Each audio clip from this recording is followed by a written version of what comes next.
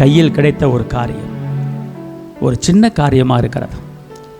கர்த்தர் சொல்கிறாரு, சின்னவன் 1000 சிறியவன் பலத்த சாதியாகும்படியாக உனக்கு சின்னதை கொடுத்தேன்னா. ஒரு ஆரம்பம் ஒரு அற்பமாக தெரியும், ஆனால் இந்த ஆரம்பம் அது சம்பூர்ணத்தில் கொண்டு வந்து முடிய போகிறது.